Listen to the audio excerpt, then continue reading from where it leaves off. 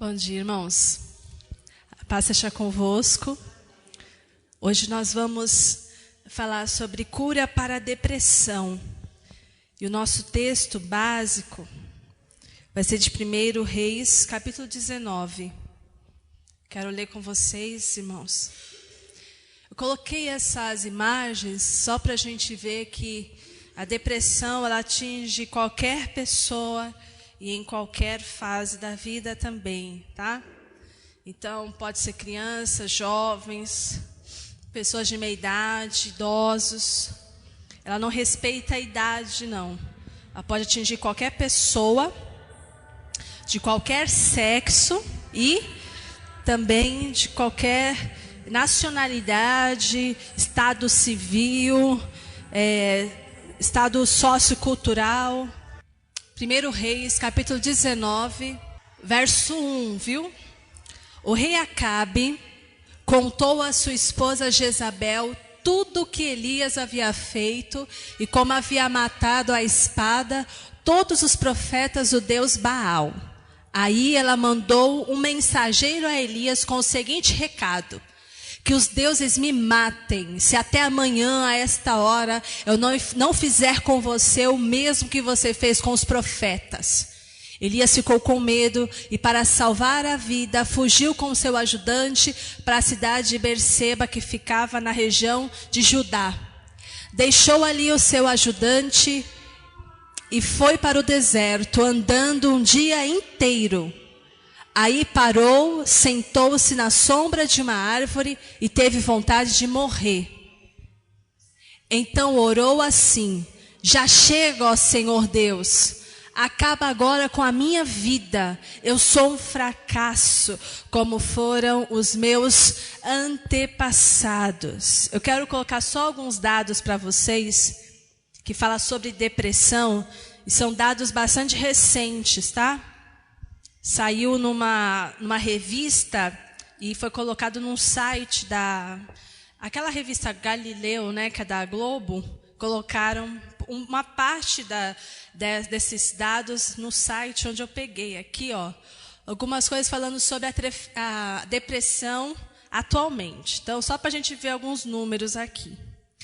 A Organização Mundial de Saúde aponta a depressão como a 4ª enfermidade mais comum do planeta. Calcula-se que 121 milhões de pessoas sofrem de depressão no mundo. Estima-se que 6 a 8% dos brasileiros adultos têm esta doença, o que corresponde a 10 milhões de pessoas. Dessas pessoas, 60% são mulheres e 40% são homens. Então, as mulheres, elas têm uma fragilidade com relação à depressão, tá? Elas são mais atacadas. Então, muito cuidado com isso, irmãs.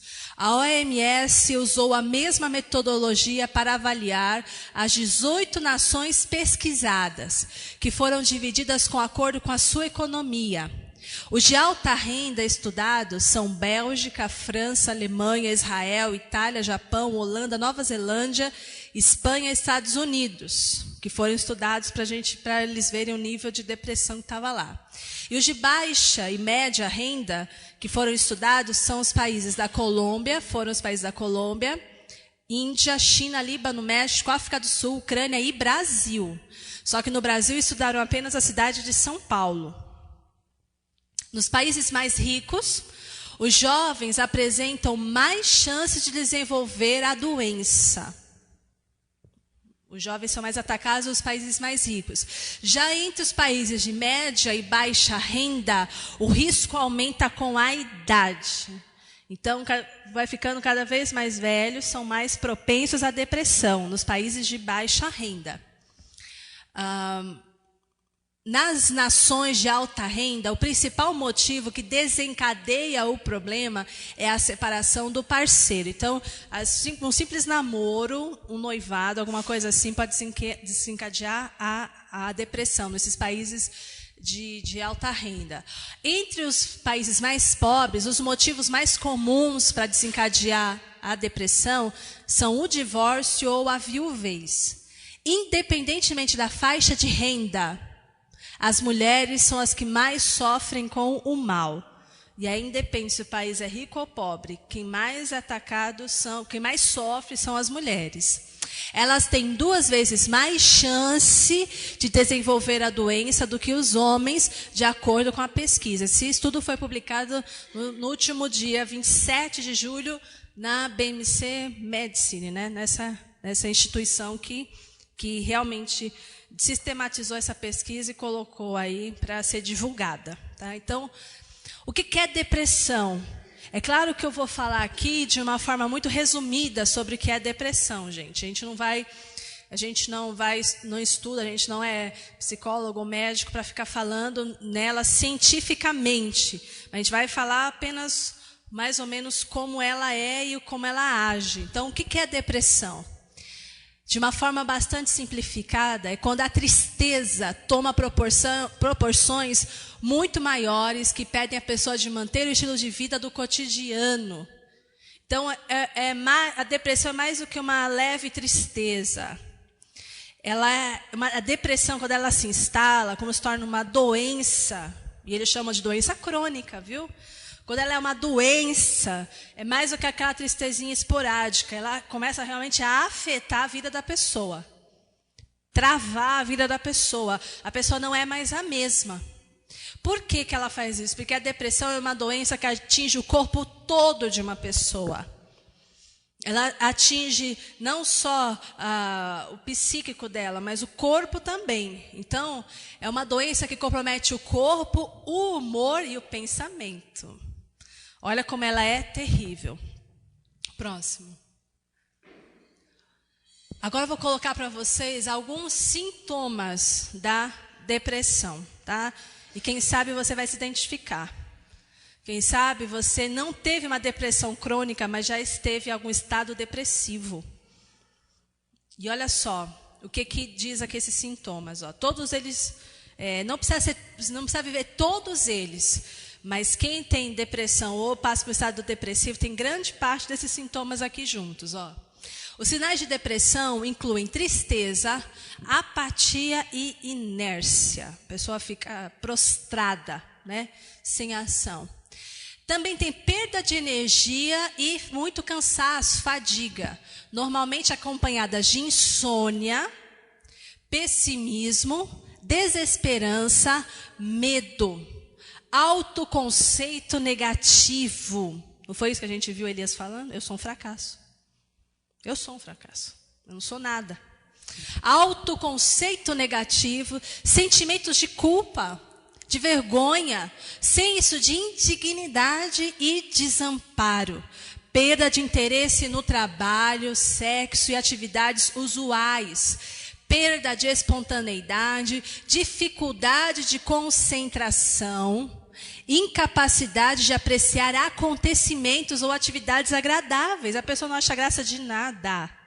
Aquilo que antes ela gostava, achava atenção, ela não consegue mais ver, né, nada agradável nas questões, né, nos acontecimentos.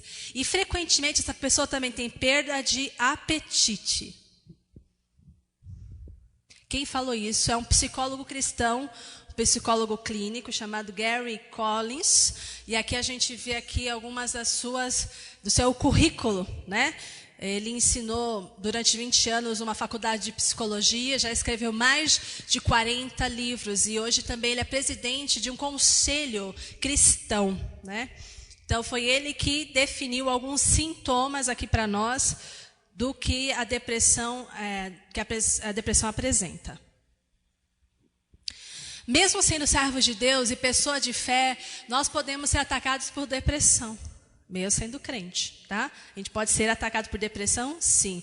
Então, apenas alguns personagens bíblicos, né? Algumas pessoas que passaram por depressão ou estado depressivo, gente. Primeiro deles foi Jó. Por quê? Ele diz assim, por que eu não nasci morto? Por que não morri ao nascer? Jó 3:11. A gente conhece o livro de Jó e tudo aquilo que ele viveu, aquelas coisas terríveis que ele viveu, aquelas perdas, aquelas tragédias, doença no corpo e tudo mais, né? Isso daí durou aproximadamente, não durou mais que 1 ano. essa luta toda. Às vezes a gente acha que aconteceu aquilo a vida inteira, né? Não mais que um ano. Entre tudo aquilo que ele perdeu e a restauração e a restituição. 1 ano levou isso. Mas nesse período ele passou por um estado depressivo. E é quando ele diz isso, ele pede morte. Por que eu não nasci morto? Né? Por que eu não morri? Jó experimentou isso. Outra pessoa que experimentou foi Moisés, por um estado depressivo. Olha o que ele diz em Números 11:15, falando para Deus, né?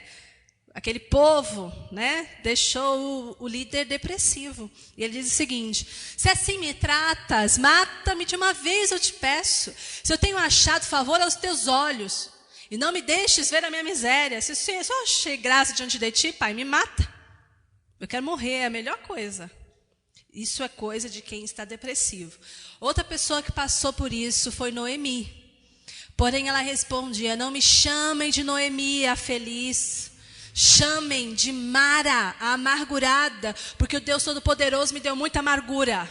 Não foi Deus, né, que deu amargura, mas a pessoa depressiva, ela vai falar coisas que sem entendimento. Então, está tão feia, tão abatida que ela fala coisas sem nexo.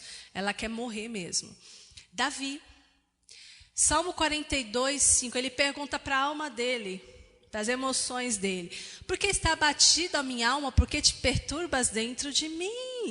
Né? Essa confusão de sentimentos também diz respeito ao estado depressivo. E Jonas: agora, Senhor, acaba com a minha vida, porque para mim é melhor morrer do que viver. E Jesus: e disse a eles: a tristeza que estou sentindo é tão grande que é capaz de me matar. Né? Ou, em outras palavras, a minha alma está profundamente angustiada, né? A ponto de eu morrer. Então ele fala: vigiem comigo. É quando ele fala com os discípulos: orem comigo um pouco, porque eu estou assim. Isso é um estado depressivo, gente. Quais são as causas da depressão? O que os médicos dizem? E o Elias, né, a gente falou de Jesus, e o Elias também, que ele tinha pedido para morrer, mas a gente vai estudar ele daqui a pouquinho. Quais são as causas da depressão?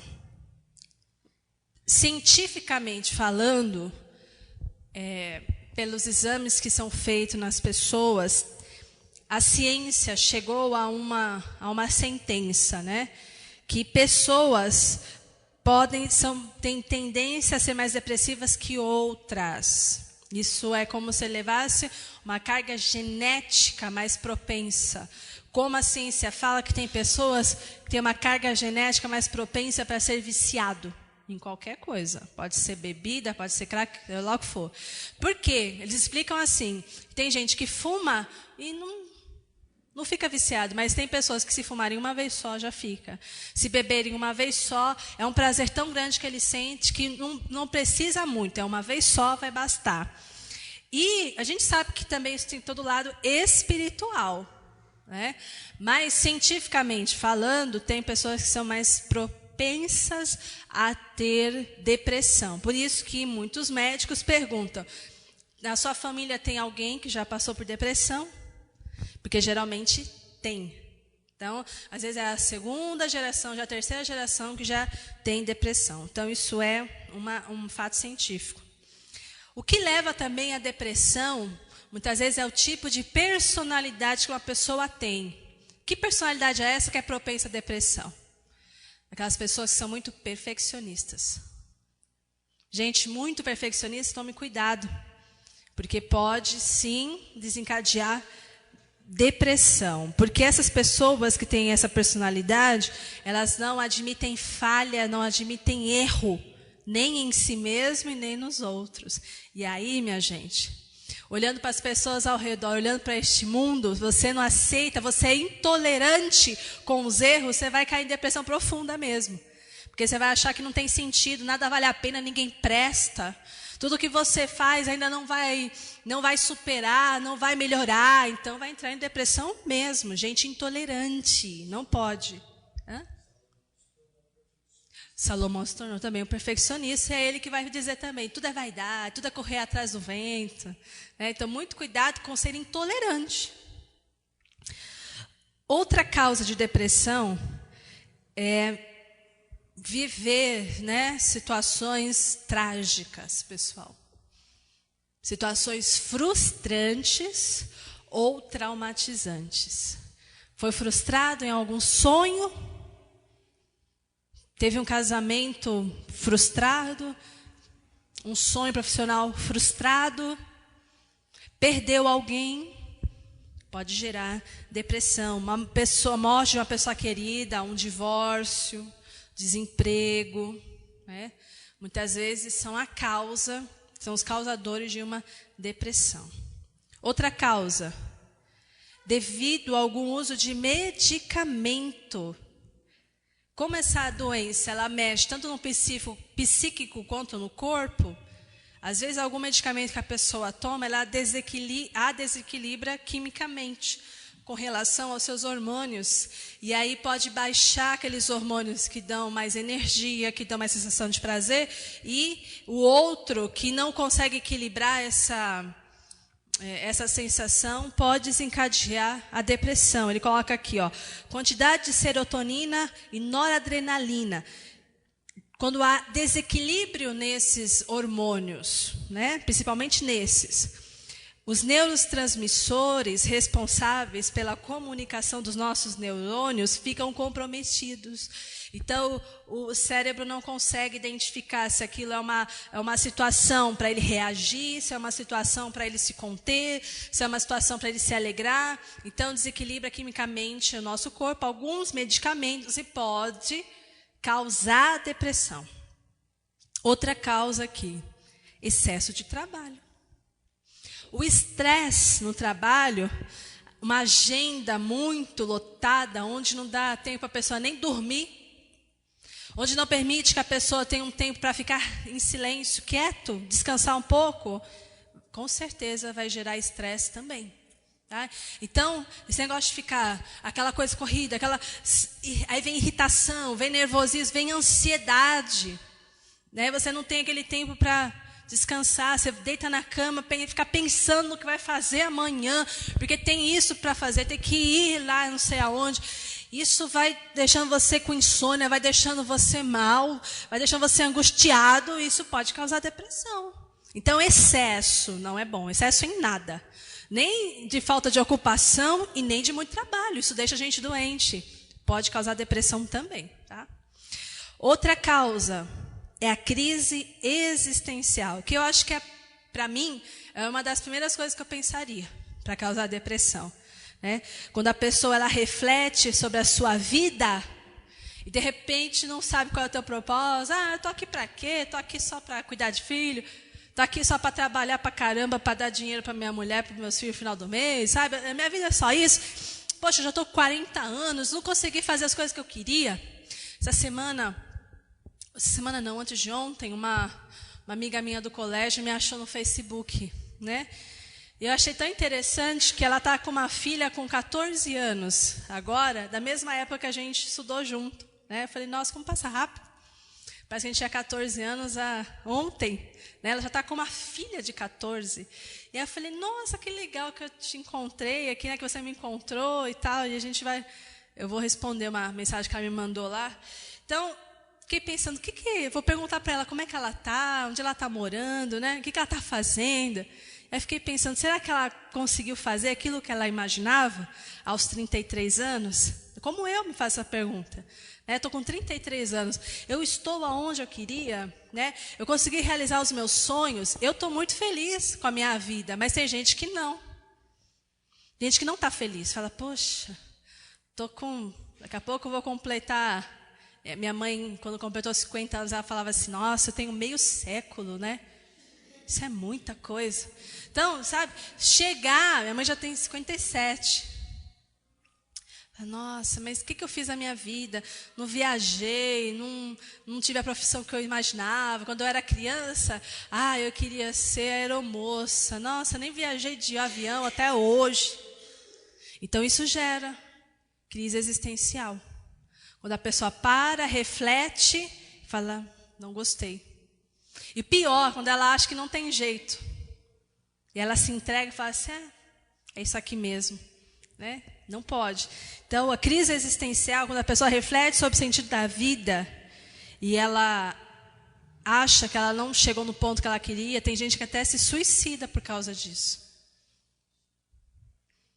E a sétima causa listada aqui, são problemas espirituais. O que pode causar depressão, gente? Muitas vezes encobrir pecado. Lembra que a gente leu um pequeno versículo sobre a vida de Davi? Davi falando disso? Por que minha alma está assim? Por que eu estou mal assim? Por que ela está tão prostrada e abatida assim? É o mesmo Davi que fala que enquanto encobriu os pecados dele, sua pele se chegou aos seus ossos, né? Seus ossos quase foram destruídos. A cama dele, ele fala, é como se ele falasse, eu vou nadar na minha cama, tanto que eu choro aqui. Por que isso? Ele mesmo fala, enquanto eu encobri meu pecado. Depressão, gente, para muitos, aqueles que creem no Senhor, pode vir por causa disso. Encobrir, ocultar erros, traz opressão demoníaca, traz culpa.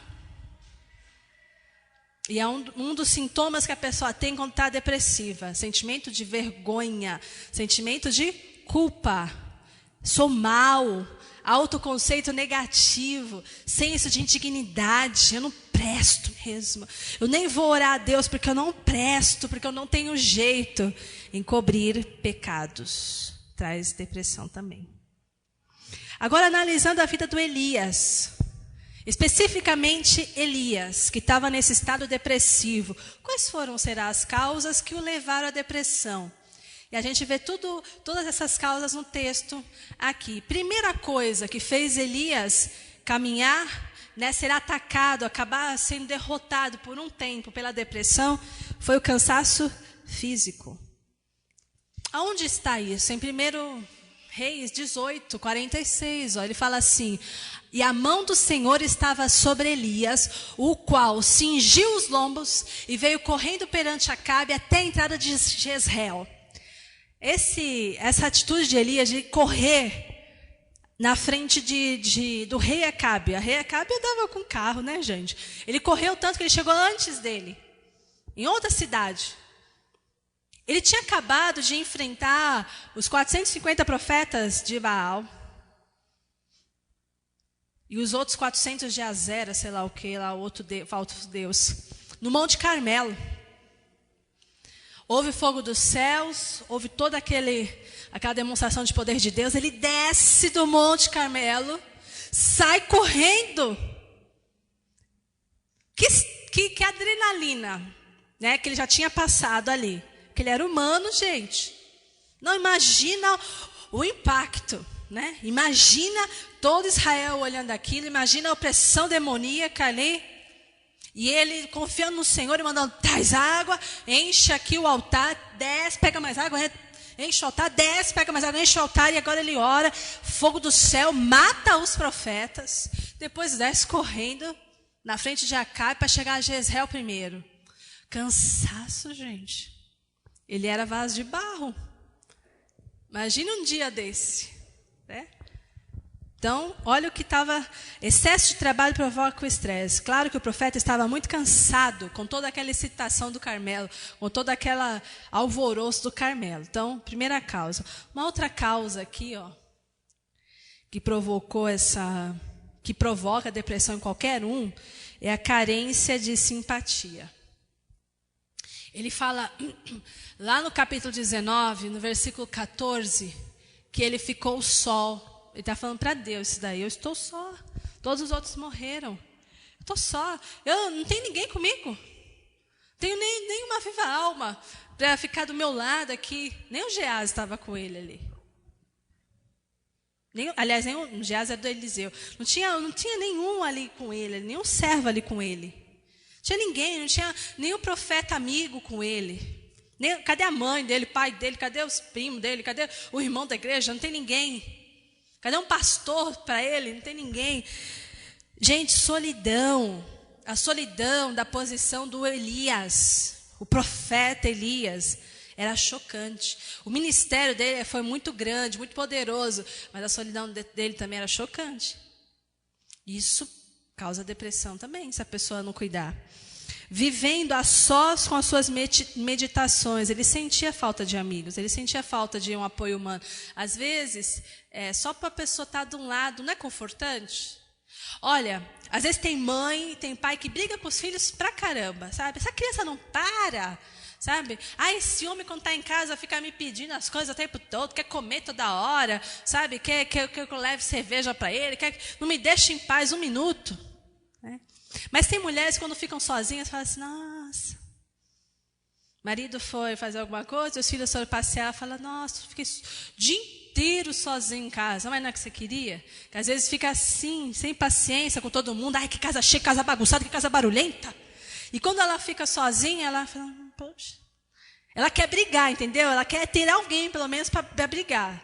Se está sozinha, ela... Ou aquele homem, se está sozinho, ele reclama da mulher, mas se ele fica sozinho em casa, ele se sente, sabe, chateado. E esse fato de ter alguém do lado, às vezes mesmo que quietinho, mesmo que você não esteja fazendo nada de extraordinário, é confortante, porque a gente é um ser humano que a gente gosta do outro, né? A gente nasceu para ser social, né? Então, pelo fato de ele estar tão sozinho assim, isso começou a desenvolver nele um sentimento de autopiedade, né? Até de perseguição e depois de depressão. Outra coisa que pode ter ajudado a causar depressão em Elias foi a falta de ocupação. Ele estava com excesso de trabalho, o excesso de trabalho deixou ele muito cansado. Agora, é falta de ocupação. Ele fala lá no capítulo 19, verso 4. Basta, toma agora, Senhor, a minha alma, pois eu não sou melhor que os meus pais. Eu já fiz o trabalho, entendeu? Eu achei que ia ter um outro retorno. Agora o que me basta é morrer sozinho. Eu vou ficar fugindo a vida inteira, né? Estou desmoralizado. A fulana lá falou que vai me matar. Não serviu para nada mais. Porque aquilo que eu tinha que fazer não aconteceu. Agora eu vou ter só que fugir. Acabou o meu propósito. Ele achou que tinha acabado o propósito da vida dele. Então chega, né? Chega, não tenho mais nada para fazer. Por favor, Senhor, me mata. Falta de ocupação. Ele começou a se sentir inútil. A maior desgraça de um homem ou de uma mulher é quando essa pessoa sente que ela é inútil. Acabou. Se ela não sair deste lugar, o fim não vai ser bom, não. Porque se ela se sente inútil, terrível. E também o desapontamento nas suas expectativas.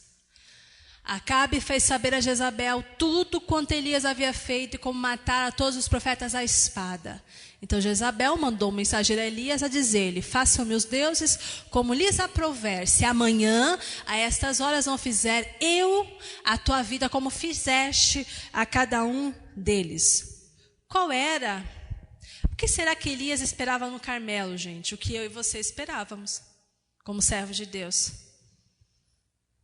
Ele não tinha feito um desafio para todo Israel? Falou, parem de cochear entre dois pensamentos. Parem de ficar, ora serve a Deus, ora serve Baal. Para com isso, escolha alguém a quem vai servir. Escolha aquele que é o único Deus. Vamos ver quem é Deus aqui. Vocês vão ver e vocês adoram, vocês servem. E aí ele faz o desafio. O Senhor mostra que só Ele é Deus, só nosso Deus responde com fogo. Baal não respondeu, porque ele não é Deus, não é vivo, não ouve nem nada, não existe. Nosso Deus respondeu com fogo, e aí ele falou, agora... O povo se rende, começa a gritar, só o Senhor é Deus, só o Senhor é Deus. Mas o rei Acabe não se prostrou. E a Jezabel, quando ouve, também não se arrepende. Ao contrário, ela se enfurece. Porque a palavra de Deus só produz essas duas coisas no ser humano. Ou amor ou ódio. Não tem meio termo. Ou a pessoa se rende, ou a pessoa fica com mais ódio, igualzinho o sentimento de Satanás por Deus. Fica igualzinho. Foi o que aconteceu com ela. Mas ele não tinha no coração, eu acho que ele tinha como nós teríamos. Agora sim, agora realmente vai haver um grande reavivamento em Israel.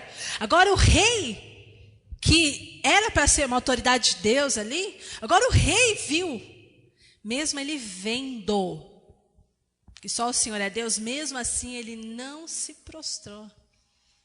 Nem a Jezabel se arrependeu, aquela feiticeira do inferno, não se converteu, mesmo vendo o que viu, ouvindo o que ouviu. Então, o grande objetivo pelo qual Elias tinha vivido até aquele momento, agora parece que foi em vão, porque não realizou.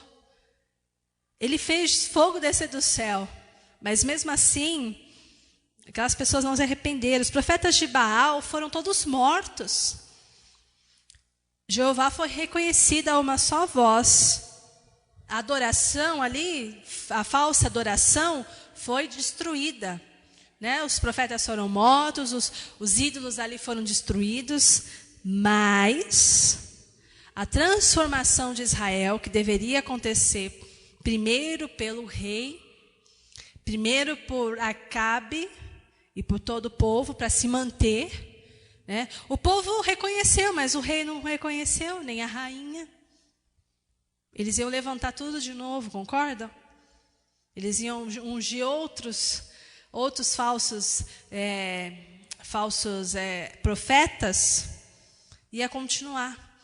Então, naquele dia maravilhoso que Elias pensou que agora o reavivamento vai começar, aquele mesmo dia destruiu tudo.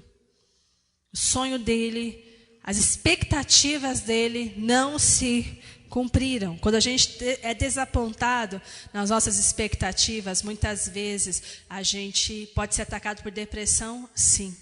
Sabe? Você ora, você busca, você acha, né? Você espera, você fala, agora meu filho vai se render. Agora meu esposo vai se render a Cristo. Agora os meus pais vão se render a Cristo. Aí você olha e fala, depois do milagre que viram, depois da cura divina que viveram, depois da porta de emprego que foi aberta milagrosamente, depois de um livramento de morte, aí você fala, agora eu vou se quebrantar. Aí não se quebranta. Passou o medo da doença, né? A doença foi embora, a pessoa está se sentindo bem, fala, opa, daqui eu assumo. Aí você fica, meu Deus, as orações que eu fiz, eu vi o livramento, Senhor, Ele não viu, não adianta mais nada. Né? Quer saber, não faço mais nada. Quer saber, não vou mais servir coisa nenhuma. Quer saber, não vou orar mais coisa nenhuma. Cuidado com as expectativas. Você deve tê-las, elas não são erradas. Mas se não acontecer da maneira que você quer, continue mesmo assim. Continue mesmo assim. Como tratar a depressão? Qual foi o tratamento que Deus aplicou a Elias, né? O nosso Deus, Ele é o Senhor da ciência. É o Senhor de tudo, é o Senhor de todos. Hoje em dia, a depressão que atinge as pessoas hoje em dia, ela tem remédios. Né? Então, tem os médicos, tem os psiquiatras, que eles receitam remédios antidepressivos para equilibrar essa desorganização química que aconteceu dentro de nós. Né? Então, isso é um tipo de tratamento para as pessoas, inclusive para os crentes também. Né? Eu não vou falar para crente não tomar esse tipo de coisa, só que, senão se eu falasse isso, eu teria que falar também para os crentes não tomarem antibiótico, não tratar os dentes, né? Não posso fazer isso. Mas eu quero dizer o seguinte, como a depressão, ela também tem causas de problemas espirituais, não adianta tomar antidepressivo e nada disso. Se a pessoa ela não perdoa alguém, se ela encobre algum pecado, vai tomar antidepressivo e não vai sarar. Tem um tratamento que Deus dá para a pessoa, que é a cura divina. E foi esse tratamento que Deus deu para Elias. Então vamos ver como é que Deus tratou Elias aqui. Lembra que ele estava cansado fisicamente?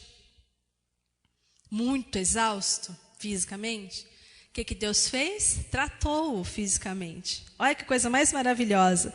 Deus reuniu as forças exauridas do seu servo, permitiu que ele dormisse e o alimentou com refeições milagrosas. Olha o que Deus fez aqui com Elias, gente.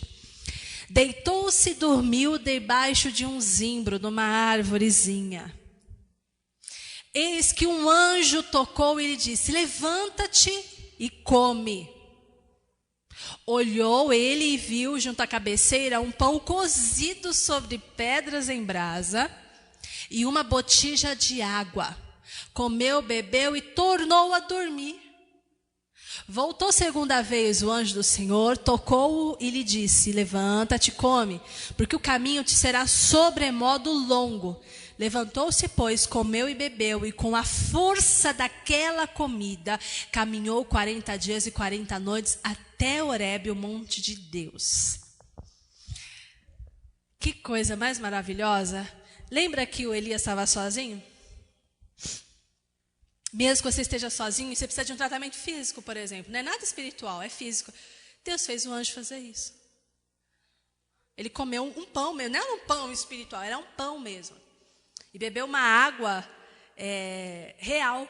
Só que esse pão e essa água tinha algo espiritual também. É igualzinho que acontece com a ceia. Você não come um pão físico, mas é que na verdade ele é o corpo de Cristo. Você não bebe aquele suco de uva, não é um suco de uva mesmo? Você faz de conta que não, é um suco de uva, mas ele é o sangue de Cristo. Então, é algo físico, mas é espiritual também. Então, gente, você tem que lembrar o seguinte: mesmo que você fale assim, eu estou só, não tenho um marido para cuidar de mim, eu não tenho uma esposa para cuidar de mim, eu não tenho um pai para cuidar de mim, eu não tenho uma enfermeira para cuidar de mim, eu não tenho um amigo para cuidar de mim. Coitado de você. Você não tem uma pessoa para te ajudar? Às vezes acontece, não tem. Mas mesmo que não tenha, e você é um servo de Deus, Deus faz um anjo vir fazer. Porque Deus não usa a gente. Deus não deu as boas novas para mim, para você. Não deu para o anjo, para anjos, deu para nós, não foi? Mas se a gente não fizer a nossa parte, aí ele envia os anjos. E às vezes tem anjos, né? Tem pessoas fazendo trabalho de anjos, porque os anjos não são para servir aqueles que são chamados para a graça de Deus, para a redenção. Às vezes é um serviço. Olha, esse serviço que a tua esposa está fazendo, teu esposo está fazendo, teu pai está fazendo, teu amigo está fazendo, teu filho está fazendo, teu pastor está fazendo, teu irmão da igreja está fazendo. É o serviço que um anjo faria, mas Deus está usando essa pessoa. Então, não importa como vai vir essa provisão, Deus traz essa provisão para a sua necessidade. O que Elias estava precisando naquele momento, primeiro era um tratamento físico. Depois outros tipos de tratamento. Depois encorajamento. Depois outras coisas. Mas primeiro, o tratamento físico que você precisa, Deus não se engana, gente. Se você acha que você sabe fazer bem as coisas, imagina o Senhor. Ele fez ele comer, ele fez ele beber e ele fez ele dormir. Os médicos falam isso. Mas a palavra de Deus já mostrou. Os médicos falam que o melhor remédio para a depressão é o descanso. Porque quem está depressivo não dorme. Quem está depressivo tem insônia. Quem está depressivo tem medo. Não descansa. Melhor remédio para a depressão é descanso. Quer ter depressão, começa a ter uma vida agitada, tribulada. Sem descanso, louca. Precisa descansar. Precisa ter uma alimentação equilibrada. E precisa também ter um sono regular. Dormir bem. Ter atividade física. Isso é o que os médicos dizem. Mas olha o que a Bíblia mostrou. Eles estão falando que a Bíblia já mostrou. Bebe, você precisa de água, você precisa de um alimento sólido, você precisa descansar. Tá vendo? Descansar. Foi o que Deus mostrou. Hã? Que depois vai andar, hein? E como ia andar. Olha o exercício dele. Que exercício, hein? Então o Senhor começou, como ele tratou a depressão de Elias? Primeiro, dando tratamento físico para ele. Por isso que eu acredito piamente, quando você se envolve com as coisas de Deus, você vai buscar as coisas em Deus, ainda que você seja cansado, meu amigo. sabe? Ainda que você esteja com fome, ainda que você...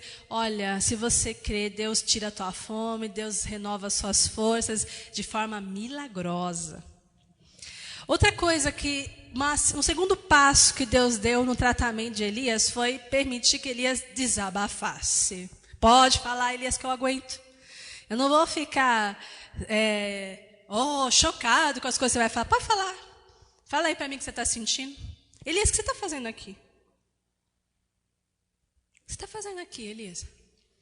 Aí ele responde. Tenho sido zeloso pelo Senhor, Deus dos exércitos, porque os filhos de Israel deixaram a tua aliança, derribaram os teus altares, mataram os teus profetas, eu fiquei só e ainda procuram tirar-me a vida. Deus permitiu que Elias desabafasse o seu pesar. Fala, Elias, bota para fora. Isso é uma terapia divina, gente. Esse negócio... a raiva e a fé, né, pastor? Deus não fica chateado com a gente com isso, né? Como o pastor tinha pregado, que Jó tinha alternâncias de momento de raiva e de fé. De raiva de novo e de fé de novo, né? Então, pode desabafar. Muitas vezes esse é o maior e imediato alívio para a nossa depressão, sabia? Para um estado depressivo. Elias expôs seu problema. E assim teve um primeiro alívio. Foi acalmando, pronto, já desabafei. Ainda bem que ele desabafou para a pessoa certa, né? Para o Senhor ali. Então ele teve um imediato alívio. Deixa a pessoa desabafar. Esse negócio de ficar assim segurando, isso não é nada bom, gente. Não estou falando de você, às vezes as pessoas confundem desabafo com extravasar e bater na parede, essas coisas. Não é isso, é pôr aquilo para fora, aquilo que não está te fazendo bem, mas de uma maneira também correta, né? Através da oração, por exemplo, como ele fez aqui, diante de Deus. O melhor desabafo, ore. É o que Tiago fala. Alguém está feliz? Cante louvores. Alguém está aflito? Ore. Desabafa diante do Senhor. Você vai receber um alívio tão grande, depois que você ora, depois que você coloca diante de Deus a sua ansiedade, através de orações e súplicas e ações de graças, a paz que excede todo entendimento, enche o teu coração. Alívio imediato. Terceiro passo aqui para tratamento do Elias. Deus mudou-o de ambiente. Deus falou para ele sair daquele lugar e ir para outro. 1 Reis 19:8. Levantou-se, pois, comeu e bebeu, e com a força daquela comida caminhou 40 dias e 40 noites até Horebe, o monte de Deus. Isso é muito importante você entender. Pessoas que estão depressivas, muitas vezes têm que mudar de ambiente. Sair daquele lugar. Ele andou sem parar até chegar ao monte de Deus. É claro que ali, onde chegasse no monte de Deus, Deus ia dar algumas... era uma revelação gradativa que Deus ia dar. Deus ia se manifestar de uma maneira diferente para ele. Mas isso é um simbolismo para nós. Tem lugares que você está... Não estou falando só lugar físico, não. Como era o lugar dele aqui. Às vezes também é um lugar físico. Aquelas pessoas que perdem os entes queridos, por exemplo, ela tem que ter um período de luto. Você sabia que se ela não tem um período de luto, isso pode comprometer todo o resto da vida dela? É importante que ela enterre aquela pessoa, é importante que ela chore aquela pessoa, tem um período de luto. E para sair depois do luto, não pode passar uma vida inteira em luto. Então, fica lá, a mãe deixa o quarto da criança do jeito que era, durante anos. Sabe? A esposa perdeu o marido querido, fica com aquelas roupas dele, anos e anos e anos, e olhando e cheirando, e fica aquela vida inteira. É um lugar que ela precisa sair. Aí ela fica vivenciando aquilo, sabe? Vivenciando aquilo o tempo todo, ela não sai do luto nunca. E é isso que Deus falou para Elias sair. Sai deste lugar, desse lugar de depressão que você está. Sai deste lugar de trevas que você se enfiou. Você não pode viver nessa caverna o tempo todo. Você não pode viver nesse estado o tempo todo. Você não pode ficar assim o tempo todo. Por isso que ele falou, agora você sai daqui e vai para o monte de Deus. né? Então, tem um tempo, o luto é real, precisa ser vivido. Se não for vivido, vai deixar a pessoa doente, mas não pode ficar a vida inteira desse jeito, não, né? Então, há ambientes depressivos e há ambientes que vão ajudar a vencer a depressão. Monte de Deus era o lugar que Elias devia ficar, que ia ajudá-lo a vencer a depressão. Sai daí, Elias, tem uma luz mais para frente. E é lá que eu quero te mostrar, é lá que eu quero te dar uma visão maior, é lá que eu quero te mostrar que a tua vida não acabou, que ainda tem sonhos para você realizar, mas aqui, se você continuar aqui, você não vai conseguir ver isso. Então, Deus mudou o ambiente dele, e Deus também vai fazer algo com Elias muito interessante aqui, ó. Vai fazê-lo retornar à autoridade dele. Porque Deus pergunta para ele, ali entrou numa caverna, onde passou a noite. E eis que lhe veio a palavra do Senhor e lhe diz: que fazes aqui, Elias? Por que você está fugindo, Elias? Ô Senhor, que negócio é esse? A mulher falou que ia me matar? Eu tenho que fugir. Mas se o Senhor está falando disso, o Senhor está falando do espírito de Elias, por que você está assim? O que você está fazendo aqui desse jeito? Todo amuado, né? Todo assim, se esqueceu da sua autoridade? Deus o fez sentir a seriedade da vida. A vida é uma ação. Deus estava fazendo ele voltar a ter entendimento do porquê que ele foi chamado, da obra que ele tinha na mão dele. Quando a gente está depressivo, você esquece tudo isso. Tudo isso. Parece que é uma coisa tão longe, tão inalcançável. É um sonho que passou, que nunca vai se realizar. E o Senhor fala assim, olha, o Elias ele estava atuando, mas ele estava, no espírito que ele estava se lamentando. Parece que nem ele mais tinha convicção do chamado dele. Tal voz, essa voz de Deus também se repete a nós. O que fazes aí? Hein? O que você está fazendo aí, Camila? O que você está fazendo aí, Ari? Essa voz do Senhor, ela vem para nos despertar do nosso comodismo e voltar ao compromisso. Assuma a tua autoridade. Né? Assuma aí a sua autoridade. Ele fala isso com amor, né? Para o Elias, mas ele faz Elias refletir sobre essa situação. Sim. O quinto passo que Deus deu aqui no tratamento de Elias foi o conforto e o encorajamento. E ele diz assim, você está achando que você está sozinho? Senhor, eu estou sozinho, estou querendo tirar minha vida. E o Senhor fala o seguinte para ele: também conservei em Israel 7.000, todos os joelhos que não se dobraram a Baal e toda a boca que não o beijou. Deus estava falando para Elias, você não está sozinho, não. Ei, Elias, a sua vida não acabou ainda. Você não é um fracasso, como você falou que era. Eu sou um fracasso, assim como meus antepassados. Não, você não é um fracasso. Você ainda tem muita coisa para viver. Então o Senhor encoraja ele.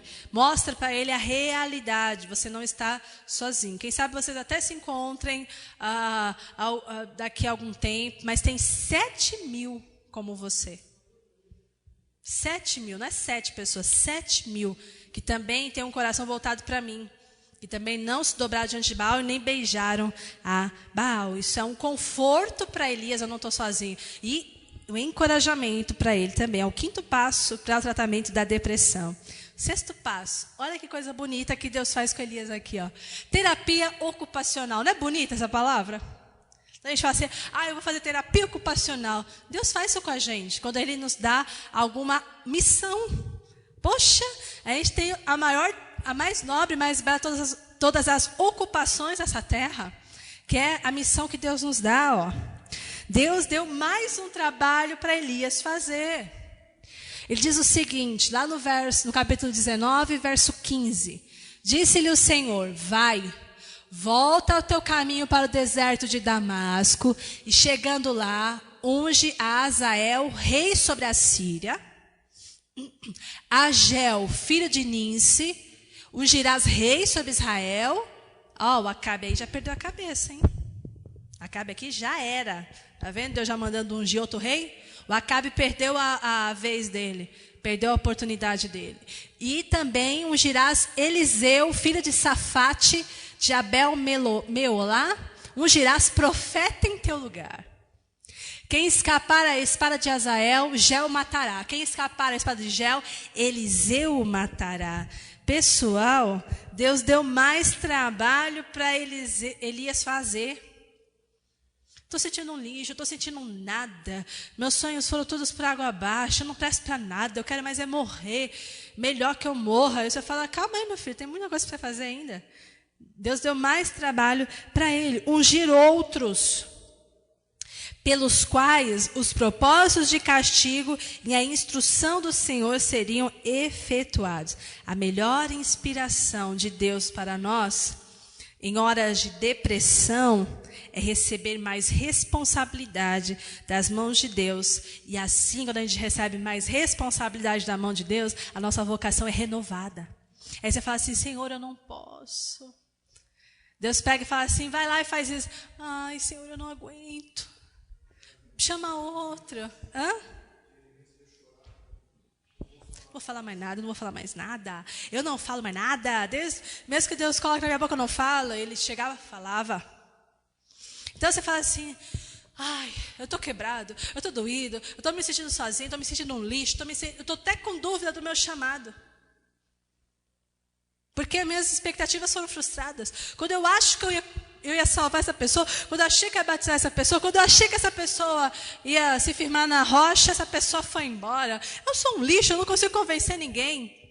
E aí, quando você está assim, Deus pega e manda você fazer outra coisa. Vai pregar em tal lugar, vai lá aconselhar essa pessoa, e você olha e fala, nossa, essa pessoa está derrubada. Aí você percebe um peso e fala assim, meu Deus, o que eu falar aqui, para essa pessoa, ou vai levantar, ou eu vou chegar lá e escrever assim, mas a vida é dura mesmo, você não sabe do meu problema. Olha a luta que eu estou passando também. Ou você escolhe fazer isso, ou você fala, meu Deus, me dá muita graça para poder encorajar. Você está precisando de encorajamento. E aí Deus põe você para encorajar. Você fala, não aguento, Deus, você está de brincadeira? Não é, gente, é a terapia ocupacional. Deus está renovando a tua vocação. Aguenta sim. Aguenta sim. Aí você vai lá, ai, vou lá, me ajuda, Senhor, me ajuda, Senhor. Aí você vai semear com lágrima. Naquele dia, aí pode ter certeza, você vai voltar com os molhos. Não agora, pode ser que não agora, pode ser que não daqui uma semana que você vai voltar, você vai. Então você fica assim, Senhor, parece que você está de brincadeira, mandando a mim. Você está querendo realmente tirar meu sangue, né? Eu não tenho mais força. Eu vou buscar aqui, não tem mais força nenhuma. É terapia ocupacional que Deus está fazendo com a gente. Se sinta honrado com isso. Fala, oh Deus, você está renovando a minha vocação. Eu vou com tudo. Eu vou lá. Eu tenho que ungir Gel, eu vou ungir. Eu tenho que ungir Eliseu, eu vou ungir. Vou fazer sim o que o Senhor está mandando eu fazer. Sexto passo aqui que Deus deu ali com Elias para curá-lo da depressão. E tem o sétimo passo, que agora é terapia espiritual. Eita, essa só o Senhor pode fazer mesmo. Olha só o que acontece com Elias aqui, ó. Disse-lhe Deus, sai, põe-te neste monte perante o Senhor. Eis que passava o Senhor, e um grande e forte vento fendia os montes e despedaçava as penhas diante do Senhor. Porém, o Senhor não estava no vento. Depois do vento, um terremoto, mas o Senhor também não estava no terremoto. Depois do terremoto, um fogo, mas o Senhor não estava no fogo. E depois do fogo, veio um silêncio. Por que está Cecil ali? É silêncio, tranquilo e suave. Ou uma voz, né? Tranquila e suave. O que Deus está fazendo aqui, gente? Olha, Deus já tinha mandado um anjo alimentá-lo. Falar, agora você come e bebe. Ainda bem que Elias obedecia, né? Porque tem uns que não obedecem, né? Não quero comer. Eu não tô com apetite. Eu não quero beber. Não, ele obedeceu. Ele comeu e bebeu. Agora dormia. Agora levanta, come e bebe de novo. Agora dorme de novo. Agora você levanta, viu? Agora você levanta que você vai andar 40 dias, 40 noites. Então, Deus já tinha feito um monte de coisa. Tinha tido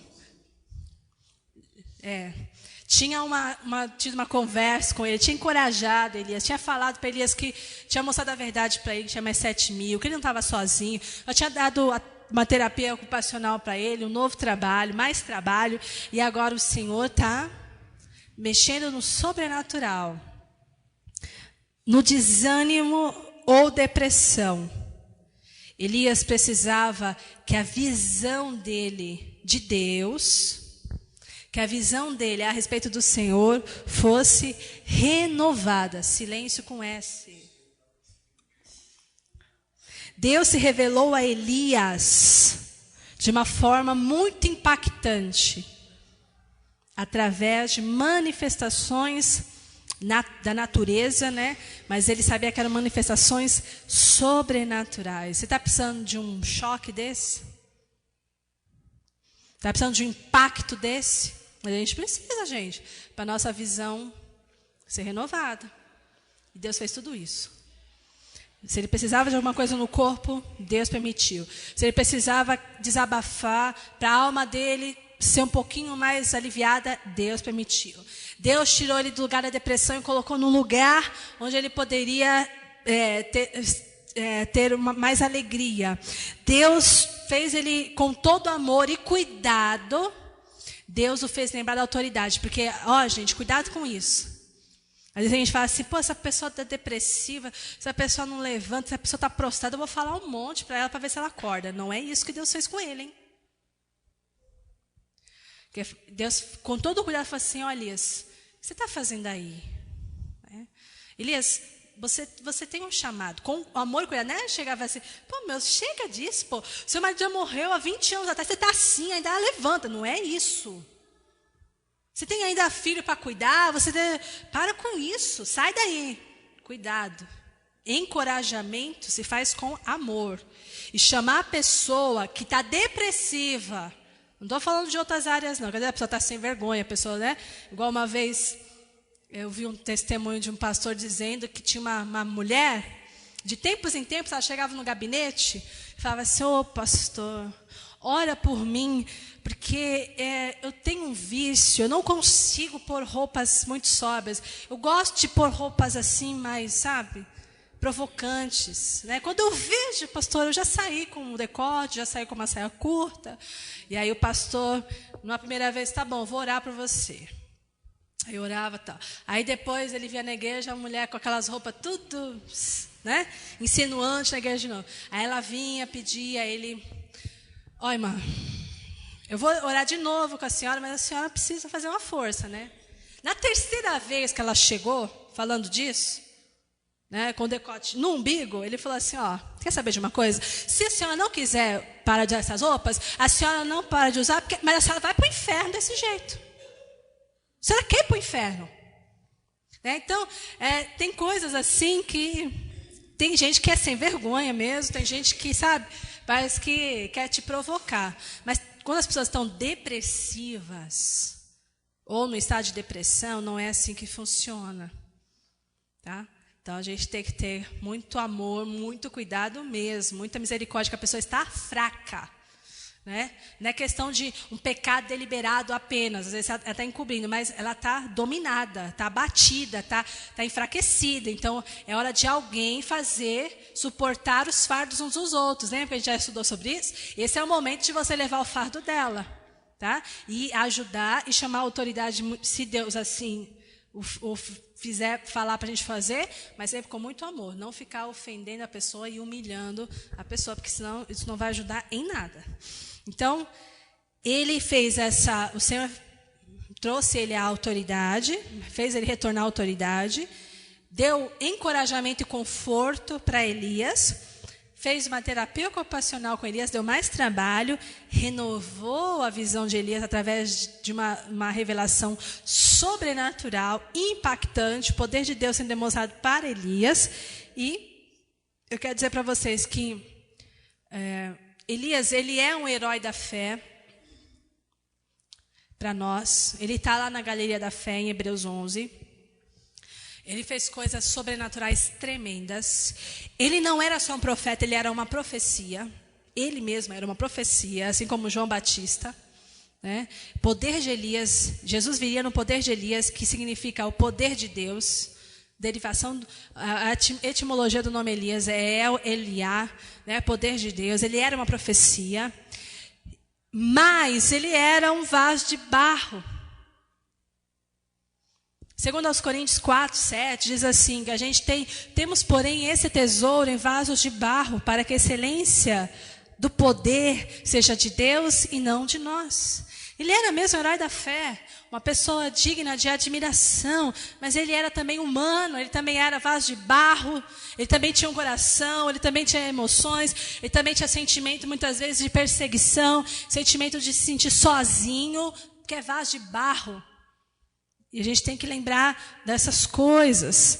Ele era um homem sujeito às mesmas tentações que nós. Ele orou, o céu fechou, parou de chover durante 3 anos e meio, depois ele ora de novo, o céu se abre, mas ele era um homem também sujeito às mesmas paixões que nós. Por isso, ele teve um estado depressivo sim. Então, a depressão, ela deve ser vista como uma enfermidade física e também espiritual. Ela é física e também é espiritual.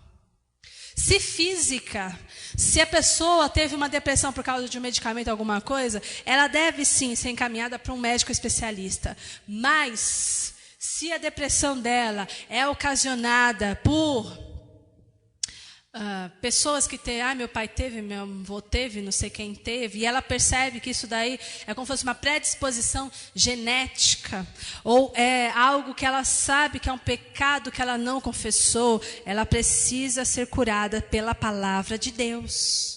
Não adianta outra terapia.